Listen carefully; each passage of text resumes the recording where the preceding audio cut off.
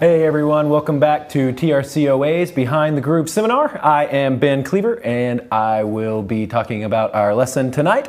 Feel free to introduce yourself in the chat and ask questions, and please comment as we go along. Tonight we're going to be talking about mix bus processing and preparing your mix for mastering. So we're just going to go over the main guidelines that a mastering engineer is looking for, and if you're looking to master your own stuff, this absolutely works for you too. So this is really going to be just kind of, as we're working on this mix bus at the end over here, we'll just be talking, at the end, I'll just be talking about what I'm looking for when I'm going into mastering, and hopefully that'll help y'all be able to transition into that a little bit. So please feel free to ask questions and comment along as I kind of go through this, and we're kind of just, I'm going to dive in and go through this lesson. So again, we're going to be looking at this is my same new track that I haven't had come out yet with the things that have just been going on, but this is the same track we were looking at when I was talking about the vocoder last time we were here. So we're going to get a little bit more into that, and we're going to do some mixed bus processing on this, and I just had to freeze a bunch of stuff in this session because that's why all these gray kind of looking ones, this is what frozen tracks look like in Pro Tools since I got a bunch of plugins and stuff that I use that we don't have up here currently. So, okay. So we're just going to take a little listen to where we're at right now. First I'm going to talk about the mix bus and the master fader so we can understand a few little things that are going on with that. So just so you know, the reason that people talk about creating a mix bus is because whenever you're creating an aux track, which is what this mix bus is, and then this is a master fader over here, that's why there's no sends and you can't record and can't do panning or any of that kind of stuff. Mix bus, every other track in Pro Tools besides the master fader, just if y'all didn't know, is pre-fader. And any insert slot on your master fader is post-fader. Now, why that's important? Because let's say you're trying to do, I have this gain staged out really well, so I really don't have to adjust anything over here. But with a mix bus, if something was starting to get too hot over here, you can literally just drag your mix bus down, and it's going to pull your actual master level down with it, and it's not going to affect everything in the chain before in our session leading into these inserts, like our compressors and things that actually matter how hard the signal's going into it. Now a master fader over here, if we have compression going on up here and we were set at 0, and then later I'm like, oh, I need to turn down my master because something's loud or something like that, instead of going back and gain staging, if I pull down the level on my master, it's going to change how all that stuff's hitting into the compressor. So I wanted y'all just make sure you know that very clear, that when you're working with other tracks on here, that's why whenever you have all these effects and stuff on a track, you can move the volume wherever you want and it doesn't affect your compression level because it's looking at the gain that's going on there. But when you have insert slots on the actual master fader, the volume level on this, if you change it, if you push it higher, it's going to drive it harder into those effects. If you pull it down, it's going to drive it softer into those effects. So with the other ones, they're not going to do that. So that's why we're operating with this on a mix bus right here in front of this in case I need to do anything else before that. So now the next thing, that's explaining why the difference between a mix, like between the other tracks in a Pro Tools and the master fader. Now, why do we need to do mix bus compression? Now, big things in mix bus. Number one, this is going to glue our whole track more together, make it feel more cohesive. We're going to use it to add some thickness. We're going to add excitement. We're going to do a little bit of hyping on some stuff on this. So this is going to be, and some of this is going to be subtler than we do on individual tracks where we may get crazy, like super crazy cuts and jumps and things and compress wildly on individual vocal tracks or individual tracks in our session, where on a mix bus we want to be a little more subtle and controlled, so we're getting the more of the track put together. So let's go ahead and let's start going through how I'm gonna process the mix bus on here. So let's just take a listen leading into a drop right here, just so we can kind of hear, like we're going to work with some of the louder sections of the song, just so we're hearing everything. So let's just kind of do it from the build here, and we'll just kind of go in so we can just get a little listen going on here. You reached out and you grabbed my hand. You pulled me out. Now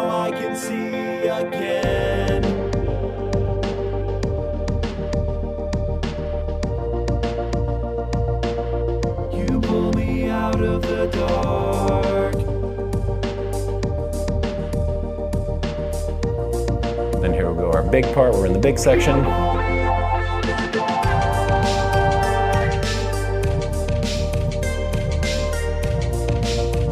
I'm gonna go ahead and reset all my gains down here because I want to see where my gain's hitting on these. So just so y'all know, you can always reset where your peak value is hitting. That's what this is down here.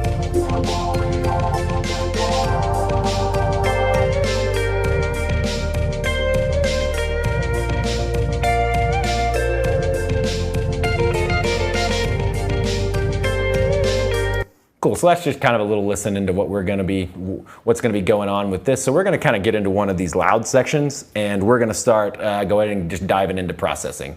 So usually the first thing I'm doing when I'm dealing with mix bus is we're gonna go ahead and we're gonna hop right into the virtual mix rack. Wow, tongue twister right there, haven't been in here. So we're going to, let me flip to the other thing because I like being able to just see it this way. Thanks, Corey. I appreciate it, man. It's a little combo of both of my projects going on right now. A little electronic and rock happening at the same time, so kind of a little crossover I'm doing. So first thing I like to do when I'm going into this, you're gonna see this is gonna hype up a lot from where we're gonna go, and this is pre-mastering, all that kind of stuff. So this is setting up for that. So the first thing I like to do is I like to start with the virtual mix bus on this. So I'm going to use this to kind of get some more gain. It's going to pull this kind of more together, give it a little more analog feel, a little more warmth.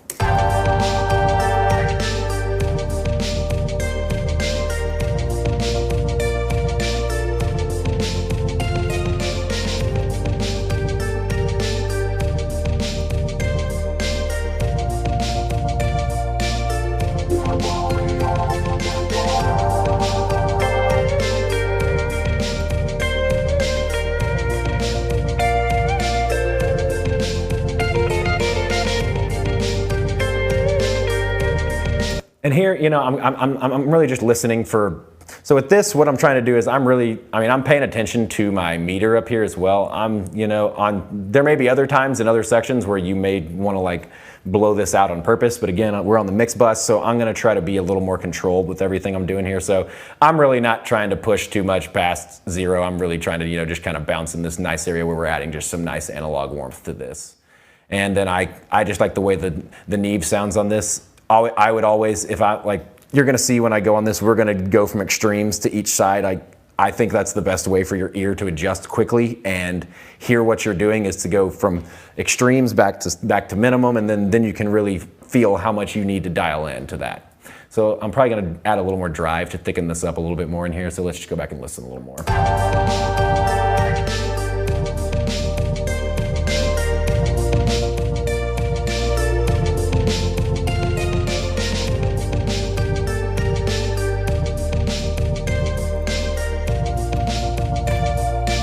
You can already hear how that's already adding a bunch of punch and warmth, and already just that one plug-in.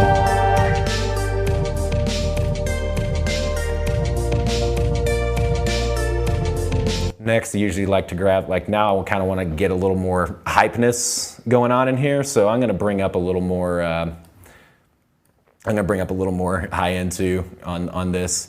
Now, we don't I use tonal balance control sometimes too from Ozone, if that's something y'all ever like doing. It's something that just kind of gives you some more EQ curves and just can kind of get you in the ballpark more. It's a really cool tool. If you ever get a chance to use it, go check it out. So, but now we're gonna go in here and I'm gonna just really push these shimmer and these thickness, this is really gonna control the highs up here, and then this is gonna control how much thickness of the lows is.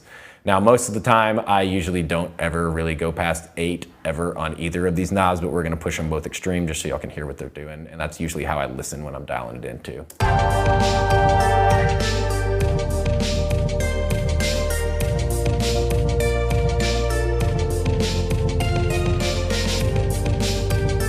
That's just way too much high stuff going on there.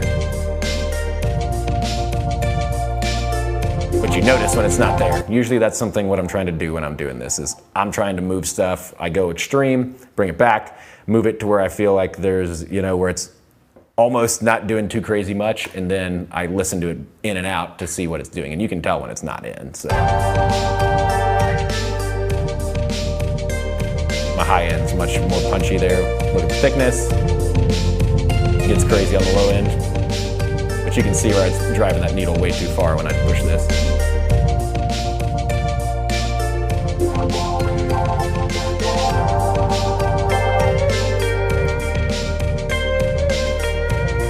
So revival in.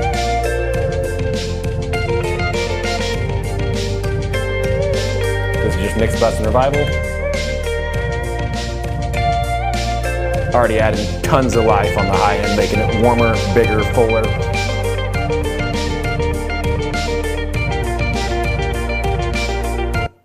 Another thing I like to do sometimes too on these, just if I feel like something needs more grit. This song, probably not even gonna really use this, but I'm a big fan of this bomber. Like, it's one of these kind of slate plugins that they don't tell you exactly what it does, but it does kind of tighten up your low end, and it also is kind of doing like a kind of a compression kind of thing, which, but so this is something that's really cool that you can usually, you know, dial in intensity and see what it's doing to this. Again, I'm usually trying to control it in here.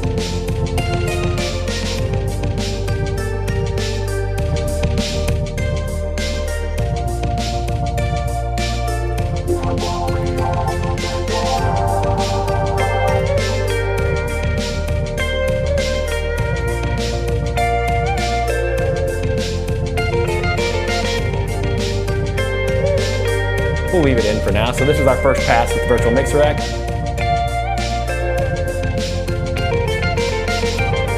I'm gonna grab a tape machine now, add some more warmth.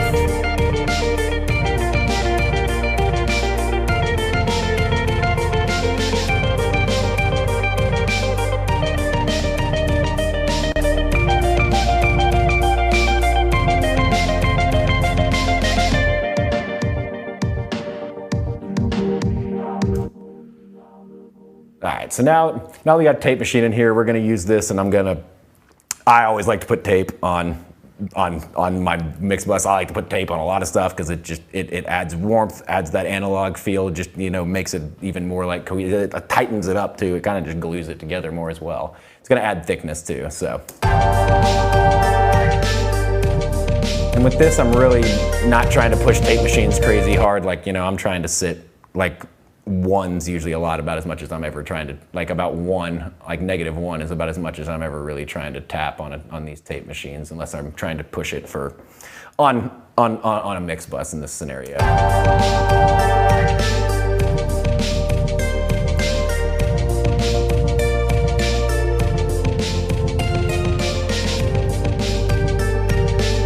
And this, you know, on these, like, I mean, a lot of times with these tape machines, you can almost just come in, dial it in where you want it to sit, and that's a pretty good thing. Now, just so y'all know, IPS here, that's probably one thing I check. Like the 15 IPS does add a little more low end stuff, but it can add a little more noise, so just keep that in mind if you are trying to tighten up your low end more with a tape machine, which I like to do that with like basses and other stuff too. Like the 15 IPS kind of like holds the low end down a little bit more.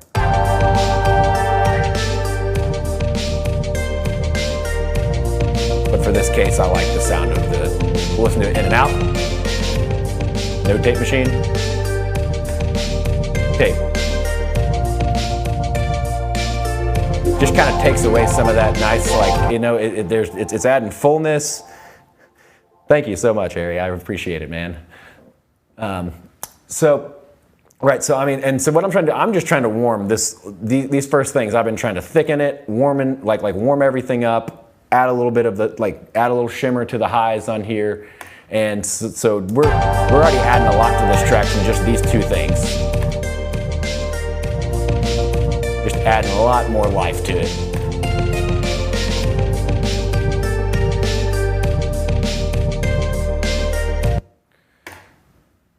Nice and jamming. So now we're gonna go, after I tape machine, this is now where I'm usually gonna get an EQ of some type, so I can, you know, on this, you almost always wanna clean up you're constantly like cleaning up your low end at the bottom, because that's what builds up the most, and usually that's the thing that people notice the most from when your track's sounding professional and not sounding professional, is there's either not nearly enough bass or you're just way out of control with just way too much low end, and that's also super noticeable. So usually it's always like, no matter what, even if you're doing like electronic music, you can basically cut up to, like on electronic, I'll usually cut up to like 20 hertz every time at the bottom, just because on that bottom 20 hertz, when you get on like big, huge like places that you're playing out that have speakers that actually push out 20 hertz, sometimes it just gets kind of really insane. So you can usually cut that much off. Sometimes with rock you can go up to about 34, 35. So like you're really in that 20 to 35 range. You can put you can put a low cut on there, and it's not gonna.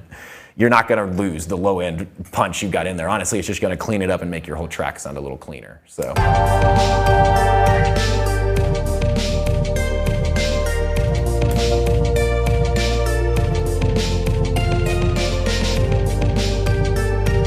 Just kind of tighten it a little bit. I'm gonna add a little more air in here.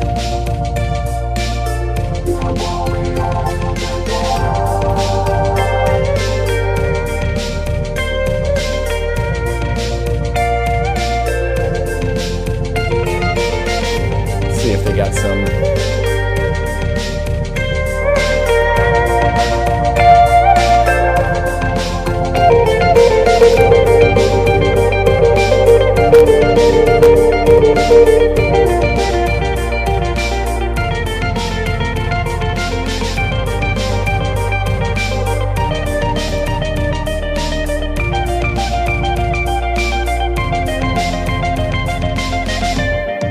I know that's super subtle, but there's just like a little tiny bit of mid-range kind of thing going on right there, and I just wanted to get a little bit of that out. So now I've hyped up my highs a little bit. I think I want to add a little bit more on there, but I'm gonna come back here in just a second to it. Once I throw some compressors on there, there's a lot of times where I'll end up coming back to the EQ. Like anytime that you're working like in a chain like this, I mean, these should be plugins that you're working with together. So like as I go adjust stuff on other plugins, you're gonna hear changes, and that may where I need to brighten or darken or pull something away, and that can mean going back to something else previously in the chain to either take it out or adjust it to make it fit better with what's going on next.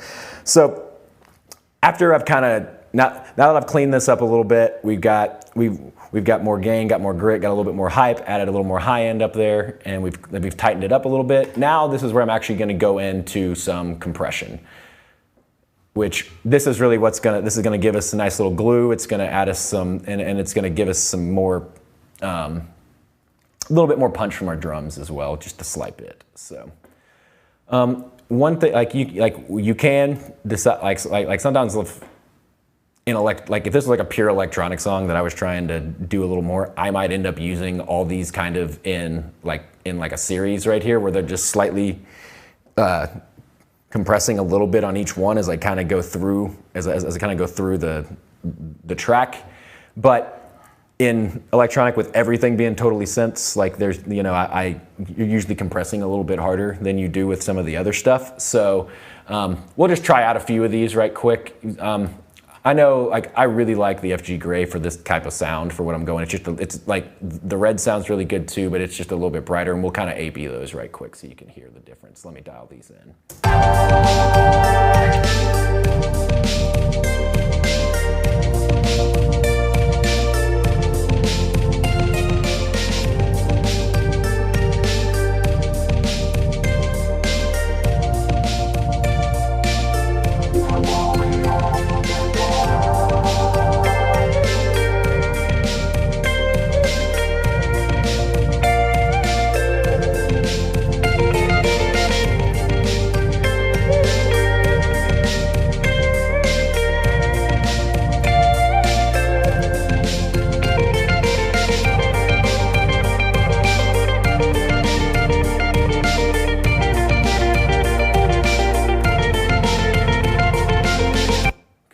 Now let me dial in the red just so we can kind of hear the difference between these two guys.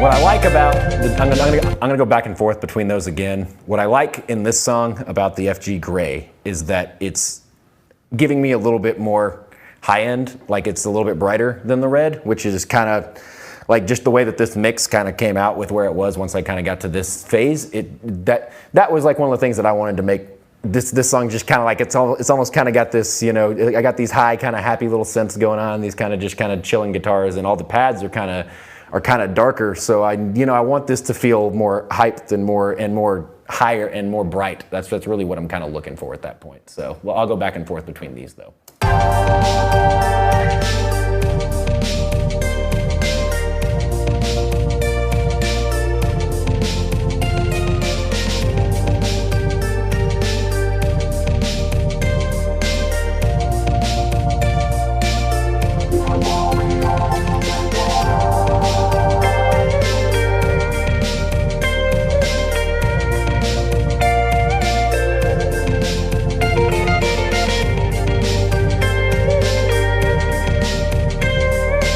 Cool, so now we're feeling good on this. Now we got some compression dialed in. This is really starting to feel. What is your logic on the settings of the compression? So what I'm looking for when John asked what is my logic on the settings of the compressor. So what I'm looking at here, like on this, especially in this stuff, a lot of times it's gonna be clicking on my drums, on what my kick and snare is doing. So I have this kind of slow. I'm doing like a 10 millisecond attack, so it's a little more open. So I don't want to be clamping down on my transients on my mix bus. This is something where I'm trying to glue it all together because I'm not trying to crush transients at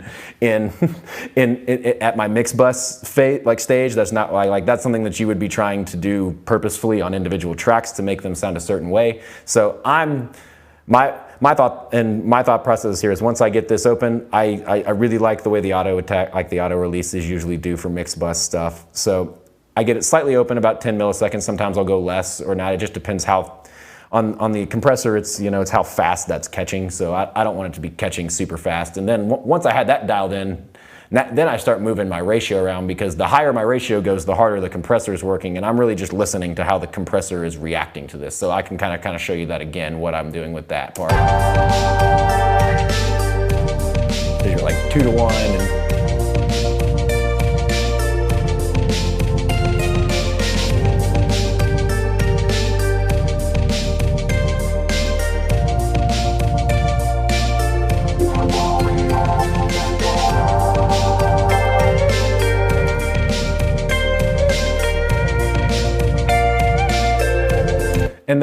And at that point, I just want it, tapping, 1 to 2 dB most of the time that it's doing that through the song when the drums are in there. So it's really feeling like everything's cohesive, gives it a little bit more boost. And then I just gave it a little gain, because whenever you are compressing, there's times it's turning it down, and I'm trying to keep the levels where they need to be. So I'm always trying to level match in the mix process.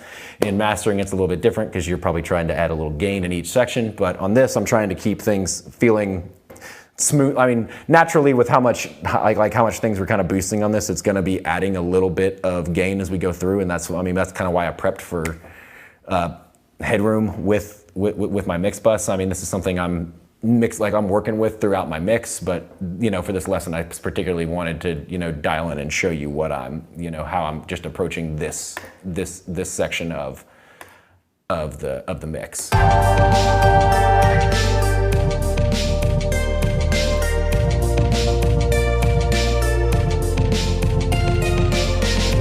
And those of you who don't know, like the FG Gray, this is kind of basically like the SSL type bus compressor that you would see.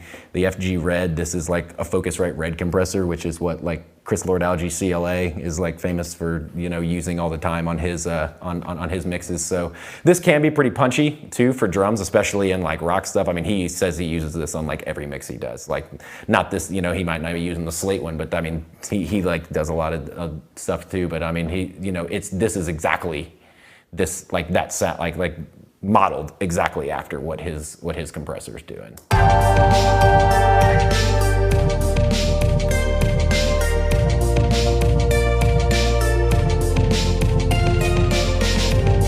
So now there's one thing, I just want to bring out a little bit of high end, and I don't want to use a huge.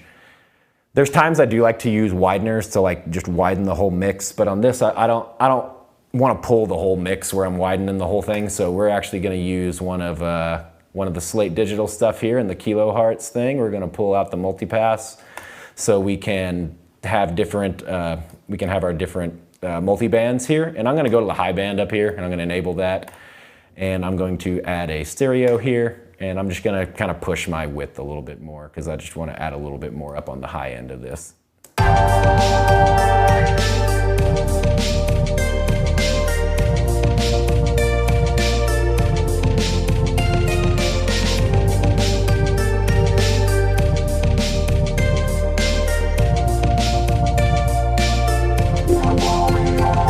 So you can see how, like on this, I'm not like taking my whole mix out of control, but what it's like, again, a lot of the stuff I was doing on the mix bus on this song is I want to bring things forward, but I'm trying to bring brightness up as well. And so this is something where I'm just really affecting the high end up here right now, and I'm just kind of pushing those highs to make them, sparkle a little more at the top. And I'll just kind of bypass in and out and so you can listen to what's going on here.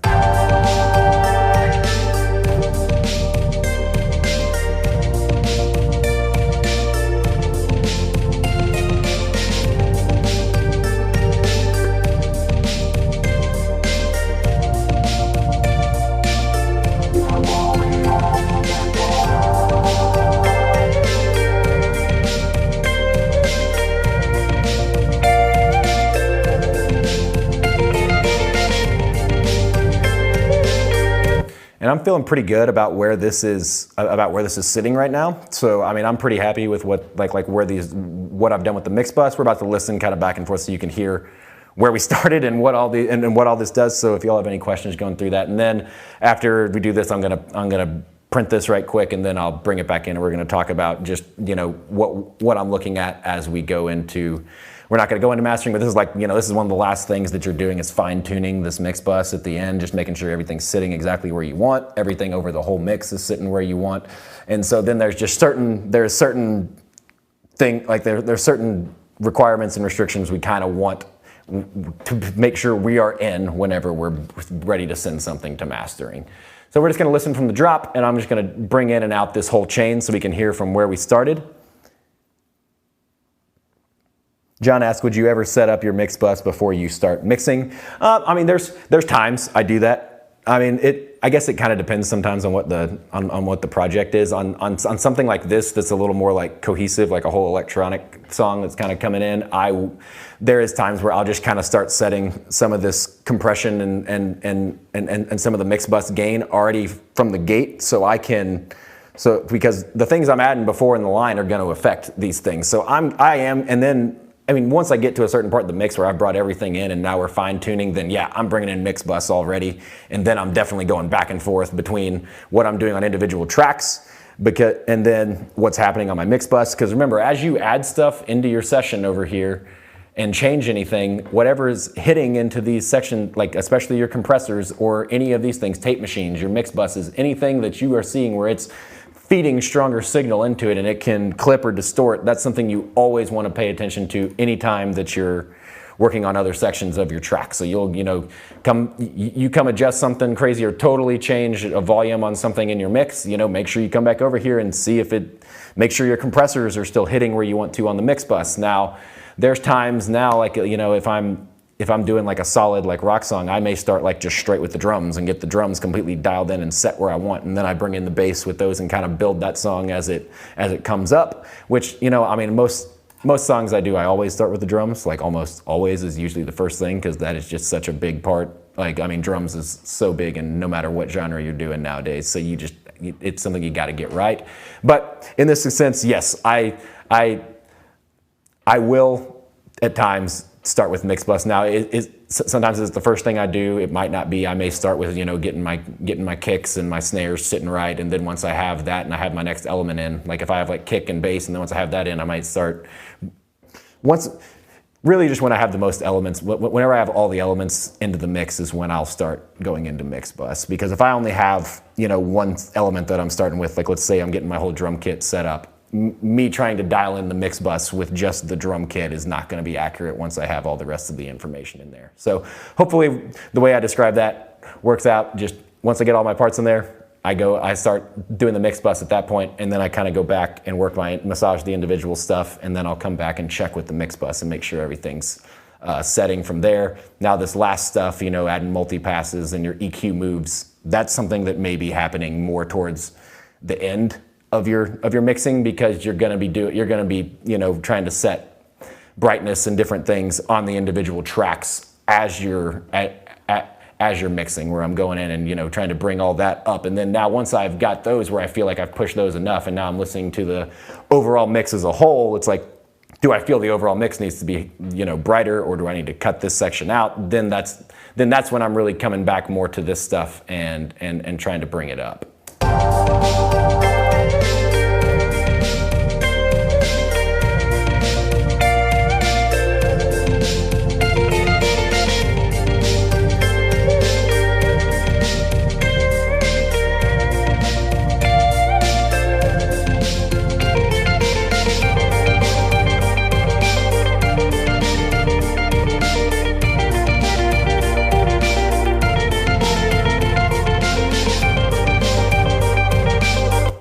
So here we are with this is where we started.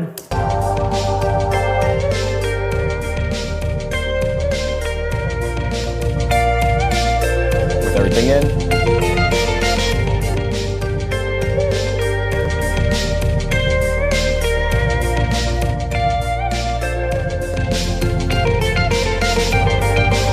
So you can really hear how much this is bringing up my this just feels so much more to life. Before, I mean, it still felt, it just wasn't feeling as as much as I didn't want to be in the song yet until you really get all these boosts and everything added in there. So it's feeling really good now.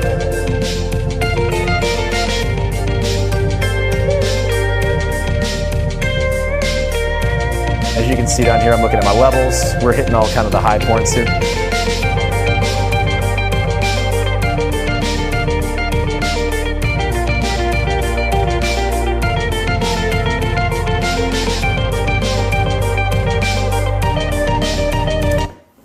Cool. So you can see now we'll kind of talk about, if y'all have any other questions about the mixing stuff right there, I mean, that's, this is the chain that I felt I needed for this song, and I feel like it fits pretty good and brought everything up, tightened everything, glued it all together, and made it feel real nice. So now I just kind of want to talk about, like, 'cause this is like at the end of your mix, and now you're ready to get this set for mastering. So we're not actually going to talk about mastering, but just what you need to do in your mix to either send it to the mastering engineer who's working on your stuff, or if you plan on mastering it yourself. So first off, just on kind of those guidelines, this is why I kept resetting my peak value over here. So my peak that I hit the loudest in this song is -4.8 dB, which is great. The max you ever want your mix hitting to send to a max to a mastering engineer is -3 dB. That is the absolute peak. You don't want to be any more than that, because you're just not giving your mastering engineer enough headroom. I mean, ideally, like between -6 and -3 is where you're really wanting to sit, because the mastering engineer wants to needs that headroom to do what they're going to do with bringing up all their doing all their little very subtle moves, or if you're mastering it yourself, doing all the subtle moves yourself. So that's first, is definitely making sure that you have that you are very specific about where your peak information is, where it's not peaking above -3 dB. If it is, then you need to go do some more gain staging and make sure that you're not peaking that high in the mix stage. Now, next, besides checking where your peak content is, now we need, whenever we are exporting, the minimum bits you ever want to have is 24-bit. Now, now we do have 32-bit float. So if your computer is able to handle that and it doesn't bother anything, I mean, the more bits you have on that, the higher quality it is. Mastering engineers are totally happy with getting 32-bit float, files. And when I say that, that is the bit rate that it's coming out. Like, you can choose the bit depth. I'm not going to go back up from here because I didn't do this session at 32-bit float, so I'm going to keep it at 24 when I export this. So we want to make sure that it's whatever your sample rate was. On this one, it happened to be 44.1. If you're using 48 or something like that, that's totally fine. But make sure your bit depth at a minimum is 24-bit. You're going to want to send them the WAV file, not the MP3. You can print an MP3 of your mix if you want. I don't really care about printing one right now because we're just going to look at the WAV file. But we want to make sure that part's 24-bit. the other thing we want to do, and then also make sure it's a stereo WAV file when you come out of that. And then lastly, now this is something that, this is just from watching other mastering engineers work and just listening to them talk and what they're asking for. They want to see, whenever you print your mix, we're about to bounce this. I'm gonna go ahead and bounce it right now so I can just talk to you about this while it's bouncing. I'm gonna do offline so it'll go faster, and we're gonna go ahead and do this. And then I'll bring it back into the session. This will be pretty quick. But what the mastering engineer wants to see the tips and tails of your mix. And what I mean by that is we want to see the actual peaks. If you're compressing so hard that it looks like a mastered track, where it looks like the Hershey bar that we talk about and it's squared and that's your mix phase, you are way over compressing your mix. And when you bring that to mastering and then you start trying to do limiting and bringing up the level even more for that, you're gonna hear that pumping and it is not gonna sound good, and it's gonna be noticeable to people when they listen, and you're gonna hear it. Because the limiter will get to a point and it's going to duck, and you're going to hear the limiter duck because you have no headroom for it to feel like for it to actually limit and push down and create that. So you do want to set. So just be careful on your compression. So another thing too, so that's why I'm not being crazy on my compressor right here. So if you're super slamming your compressor on your mix bus and then and it looks like a square when you print your mix out, then again, like I'm saying, you either left your limiter on on your mix bus, or you over compress that. So that's another thing too. Do not have limiters on your mix bus or your master chain, whatever you're doing from your mix, whenever you're sending it to mastering, because again, that's going to clip those tips and tails off, and they want to have the full range going into mastering, and that's what mastering is for, is to bring that loudness up, and that's going to give you the most natural feeling dynamics. And just because you slam something completely with a compressor does not mean it's going to sound louder just because it's completely blasted like that. And now in the end, that's what they're doing in the end on some of the mastering, especially on electronic stuff. But just keep that in mind. You definitely want to see the tips and tails, and you don't want them to be cut off where you're not seeing that. So I'm going to bring this back in. That's something I would recommend y'all do whenever you're doing your own, after you're done doing your mix and you print it out, bring it back in. On this, I would normally just do it on a different Pro Tools session, but I'm just going to go ahead and bring it in because this is what we're up at right now. And then look at what your WAV file looks like. I mean, this is something that gives you, being able to see your whole WAV file is going to give you a ton of information. So I'm going to go ahead and import with Shift-Command-I, and let's go find this new mix we just did.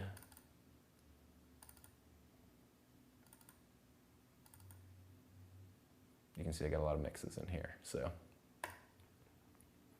I usually go through a lot of mixes when I'm doing songs, so I'm just listening to different scenarios, and hopefully that's something you're doing too. And this just kind of this is pretty normal for someone to do 5 or 4 to 6 mixes, and just you're just bouncing them out just because I just want to hear where this part is, and then nope, I go listen to it in a different environment, just not in in that, and then I come back and then oh, let's change this to here, and any of that kind of information. So let me go ahead and send this mix in. And that's just telling me it's putting it in the audio files folder.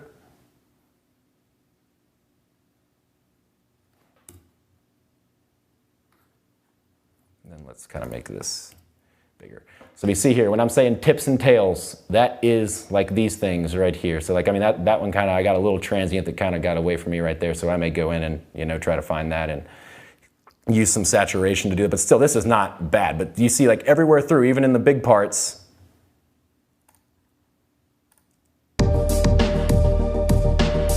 we're seeing this.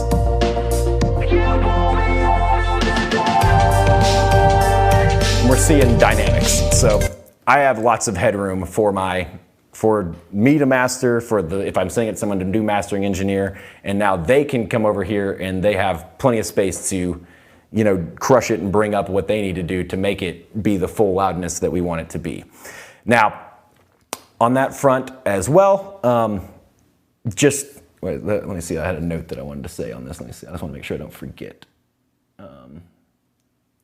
Right. So that's what I wanted to if you end up mastering your own stuff after you're done with your mix, if possible, try to take some time away from that mix so you're fresh when you come back to it. I mean, definitely do not try to master it the same day you finish the mix. Like like you're gonna be way too into the song and you're gonna be too familiarity with it.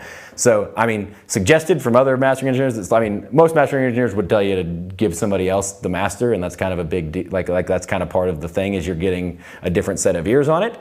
But if you're doing your own mastering, which I do a lot of my own mastering, you know, they suggest a couple of weeks, even if you have enough time to go between that. Now, if not, you know, try to wait at least a couple days and not listen to it where you're just away from the song. And then when you come into the master, you're very fresh and you can listen to it with fresh ears and make all the small detailed adjustments you do need.